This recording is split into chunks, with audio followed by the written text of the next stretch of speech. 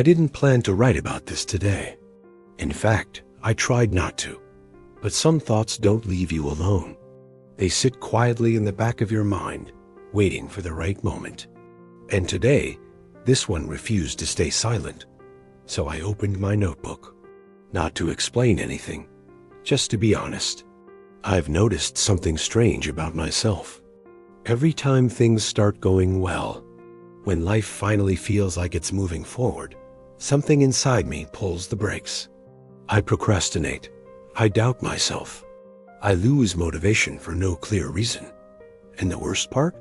I always find a logical explanation for it. I'm tired. It's not the right time. I'll do it tomorrow. But deep down, I know that's not the full truth. Because this keeps happening. Again and again. Different situations, same pattern. It made me wonder, what if the enemy isn't outside? What if something inside me is quietly working against me? We like to believe we are in control, that our decisions are rational, that we choose our paths consciously. But the more I observe myself, the less convinced I am. Sometimes I react before I think. Sometimes I feel emotions that don't match the situation. Sometimes I sabotage opportunities I once prayed for, and I don't even realize I'm doing it. It's as if another part of me is making decisions behind the scenes. A silent operator, invisible but powerful. The subconscious. Carl Jung once wrote that until you make the unconscious conscious, it will direct your life and you'll call it fate. I used to read quotes like that and nod politely. Now they hit differently, because when I look back at my life, I don't just see random events. I see patterns. The same type of relationships. The same fears appearing in different forms. The same endings wearing new disguises. It's unsettling. Almost as if something inside me prefers the familiar pain over the unknown growth. Here is a difficult question I had to ask myself. What if my subconscious doesn't actually want me to succeed? Not because it hates me, but because success is unfamiliar. And the subconscious hates the unfamiliar. It values safety more than happiness, certainty more than progress. Even if that certainty is painful, think about it. If you grew up feeling unseen, success might feel unsafe. If chaos was normal, peace might feel uncomfortable. If you learned that love disappears, stability might feel suspicious. So when good things arrive, your subconscious panics.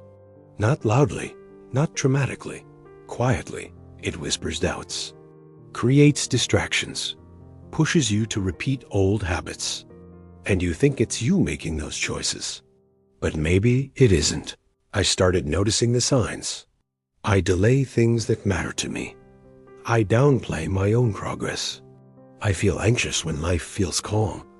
Calm feels wrong, and that's terrifying to admit, because it means part of me is addicted to struggle. The subconscious doesn't speak in words. It speaks in feelings, in impulses, in sudden discomfort. It doesn't explain itself. It just reacts. And most of the time, we obey. There's a concept Jung talked about called the shadow. The parts of ourselves we don't want to see. The traits we deny, suppress, or judge. Not just anger or jealousy, but also ambition, confidence, desire. Yes, even positive traits can be pushed into the shadow, because they threaten the identity we built to survive. If you learn that standing out brings punishment, you learn to stay small.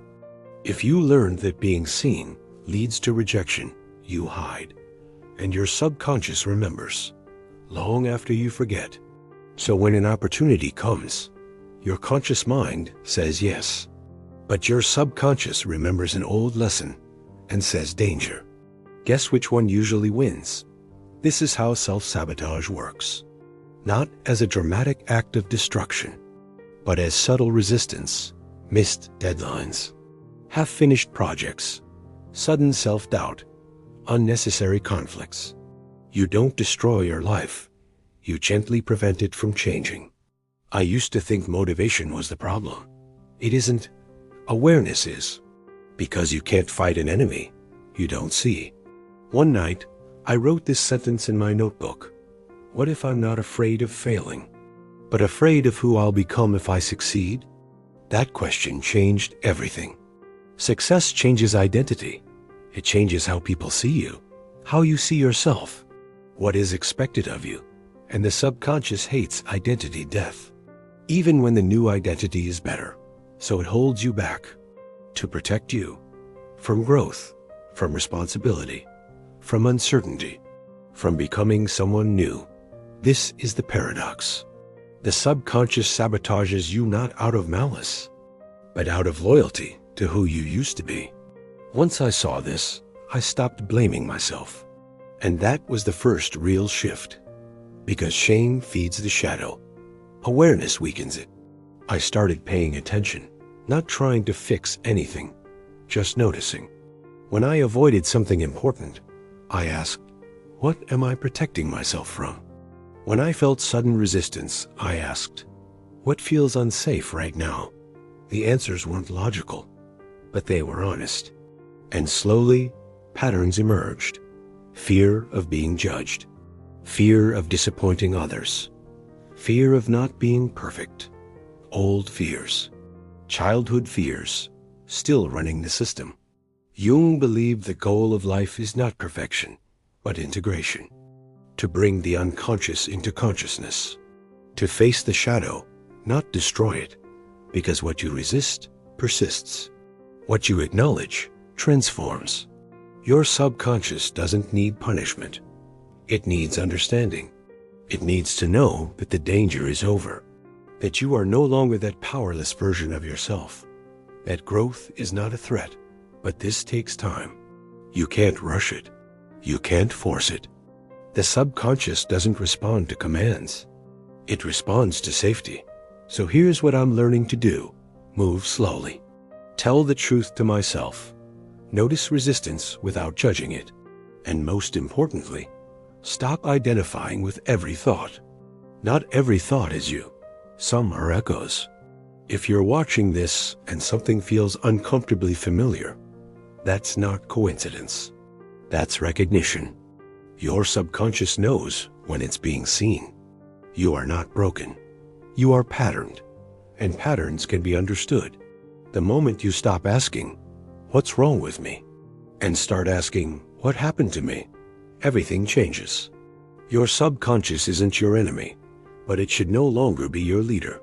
And maybe, just maybe, the life you keep postponing is waiting for you on the other side of this awareness. I'll stop writing here, not because the story ends, but because this is where it truly begins.